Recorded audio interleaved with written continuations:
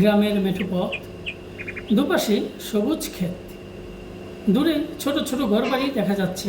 বিকেলের সূর্য ডুবুডুবু, চারপাশটা সোনালি আলোয় ভরে গেছে। সুমন আর লতা পাশাপাশি বসে আছে। তাদের পরনে সাধারণ বাঙালি পোশাক। সুমনের হাতে একটি বই। লতা সুমনকে একটি গল্প বলতে অনুরোধ করে।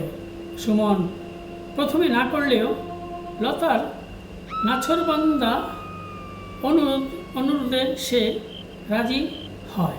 সুমন গল্পটি বলার সময় লতা খুব মনোযোগ সহকারে শোনে। সুমন গল্প শেষ করে লতার দিকে তাকিয়ে মুচকি হাসে। লতা বলে, খুব সুন্দর গল্পটা। সুমন বলে, ভালো লাগলে তো? বিকেলের রোদ্রে লতার গাল দুটো লাল হয়ে ওঠে। লতা হেসে বলে, সুমন তুমি কি একটা বই লেখো? সুমন বলে, লিখতে তো চাই, দেখি কবে লেখা যায়। লতা বলে, যখন তুমি বইটা লিখবে তখন অবশ্যই তুমি আমাকে বইতে রেখো। এই উক্তিটি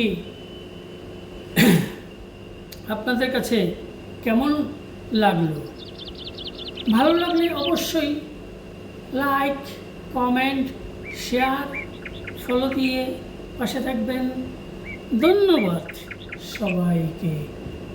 আসসালামু আলাইকুম ওয়া রাহমাতুল্লাহি ওয়া বারাকাতুহু। আপনার আজকের দিনটি সুন্দর কাটুক। এই বাণীটি আপনার কেমন লেগেছে